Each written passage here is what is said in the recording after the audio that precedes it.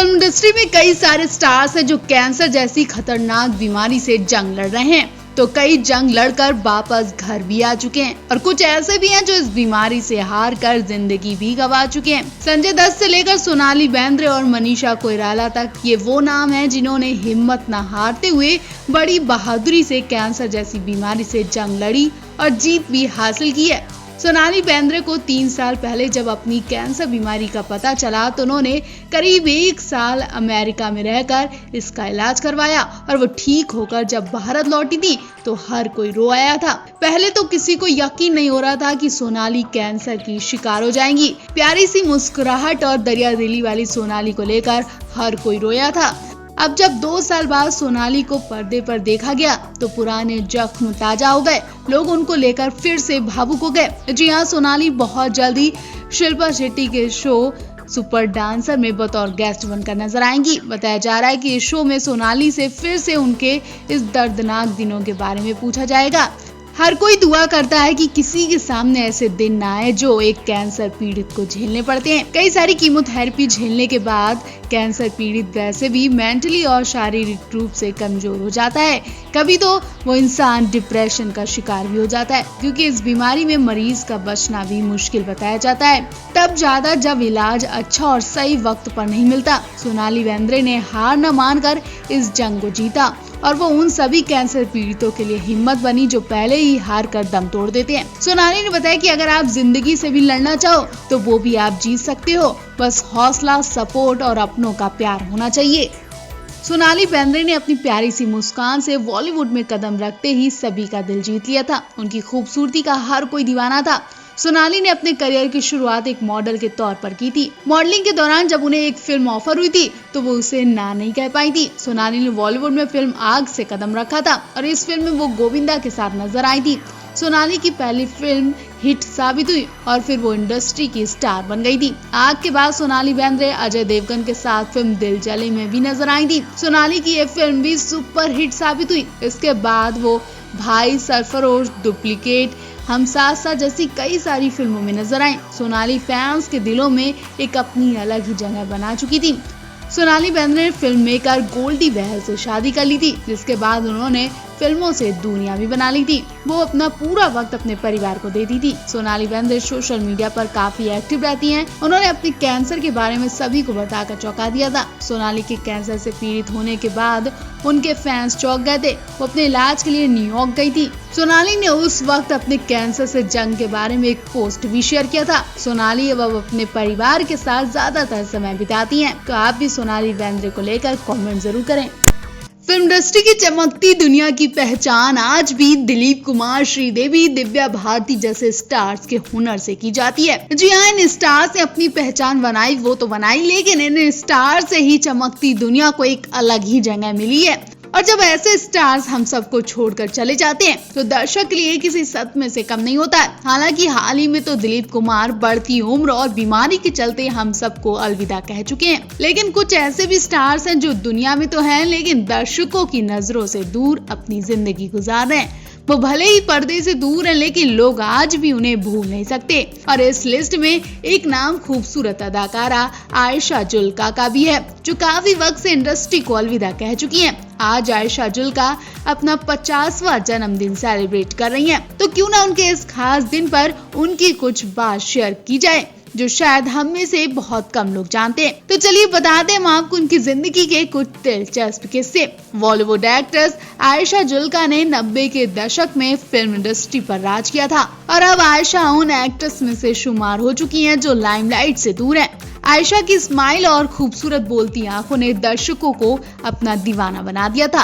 28 जुलाई 1972 को पैदा हुई आयशा ने हिंदी फिल्मों के अलावा उड़िया, तेलुगु, कन्नड़ फिल्मों में भी काम किया। फिल्म कुर्बान से बॉलीवुड में डेब्यू करने वाली आयशा जुल्का को जो जीता वही सिकंदर फिल्म से असली पहचान मिली थी। आमिर खान के साथ इस फिल्म को करने के बाद आयशा बॉलीवुड की सफल एक्ट्रेस में से शुमार हो गई थी। आमिर और आयशा की जोड़ी को सिल्वर स्क्रीन पर बेहद पसंद किया गया। मसूर खान के डायरेक्शन में बनी इस फिल्म को दर्शकों ने बहुत ज्यादा प्यार दिया। बेहद खूबसूरत और मासूमियत से भरे चेहरे वाली एक्ट्रेस आयशा जुल्का खिलाड़ी, दिल की बाजी, वक्त हमारा जैसी फिल्मों में अक्षय कुमार के साथ भी नजर आई थी।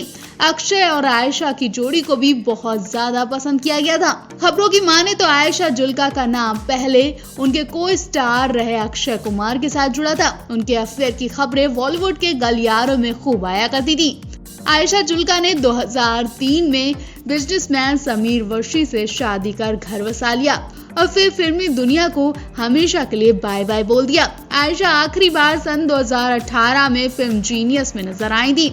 वहीं आपको बता दें कि आयशा जुल्का इन दिनों क्या कर रही हैं। तो बता दें, आयशा जुल्का इन दिनों समाज सेवा के कार्यों में बढ़ चढ़कर हिस्सा लेती हैं। इसके अलावा अपने हस्बैंड के साथ मिलकर बिजनेस भी संभालती हैं। तो आप भी क्या इस एक्ट्रेस को आज भी मिस करते हैं? क्या आप भी ऐसी एक्ट्रेस को पर्दे पर देखने के लिए बेताब रहते हैं? कमेंट करके अपनी राय जरूर दें। माँ बनना हर महिला के लिए सबसे बड़ा वरदान होता है। ये सिर्फ उसके बच्चे के लिए ही नहीं बल्कि जन्म देते वक्त उस महिला का भी नया जन्म होता है। ऐसे में इस वक्त कोई भी महिला किसी भी तरह का रिस्क लेना नहीं चाहेगी, लेकिन एक एक्ट्रेस ने इतना बड़ा रिस्क लेकर सिर्फ अपने ही नहीं बल्कि अपने बच्चे की जिंदगी भी खतरे में डालने की हिम्मत की। जी हाँ, ऐसा काम अपने जमाने की टॉप एक्ट्रेस मौसमी चटर्जी ने किया था। बॉलीवुड में मौसमी चटर्जी को टॉप की एक्ट्रेस में से शुमार किया जाता है। इसकी वजह उनका हर किरदार है। मौसमी ने अपने अभिनय करियर की शुरुआत 1967 में बांग्ला फिल्म बालिका बधू से की थी। मौसमी का असली नाम इंदिरा चटर्जी था। बंगाली फिल्मों के डायरेक्टर तरुण ने उनका नाम बदलकर मौसमी रख दिया था। बालिका बधू के बाद बॉलीवुड में मौसमी ने अपने करियर की शुरुआत साल 1972 में फिल्म अनुराग से की थी। इस फिल्म में मौसमी के अपोजिट विनोद मेहरा थे। एक्ट्रेस ने इस फिल्म में अंधी लड़की का किरदार निभाया था। खास बात ये रही कि दर्शकों ने उनके अभिनय को बहुत ज्यादा पसंद किया। फिल्मों में कई सीन होते हैं, अच्छे भी होते हैं और बुरे भी होते, लेकिन मौसमी को एक ऐसा सीन करना पड़ गया था जो इनकी जिंदगी पर भारी पड़ गया था, जिसने उन्हें असल में खूब रुलाया। तो चलिए बताते हैं मौसमी चटर्जी के उस फिल्म का किस्सा। फिल्म रोटी कपड़ा और मकान में मौसमी को लीड एक्ट्रेस के तौर पर लिया गया था। फिल्म में उनके साथ एक रेप सीन फिल्माया गया था। उस वक्त मौसमी प्रेग्नेंट थी और तबीयत भी ठीक नहीं रहती थी, इसलिए मौसमी इस बात को लेकर चिंता में थी कि आखिर ये रेप सीन वो कैसे शूट करेंगी। लेकिन ये सीन फिल्म के लिए बहुत जरूरी था तो करना भी था।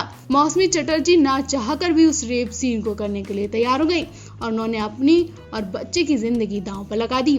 लेकिन इस सीन की वजह से उनकी हालत बहुत ज्यादा खराब हो गई थी। इस सीन को आटे के एक गोदाम में शूट किया गया था। सीन के मुताबिक इस फिल्म में विलन और बाकी गुंडों को उन्हें जबरन पकड़ना था।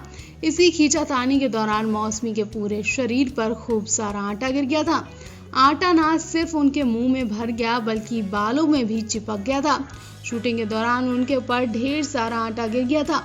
अपनी हालत देखकर मौसमी चटर्जी रोने लगी। उस वक्त वो प्रेग्नेंट थी और नीचे गिरने से ब्लडिंग भी होने लगी थी।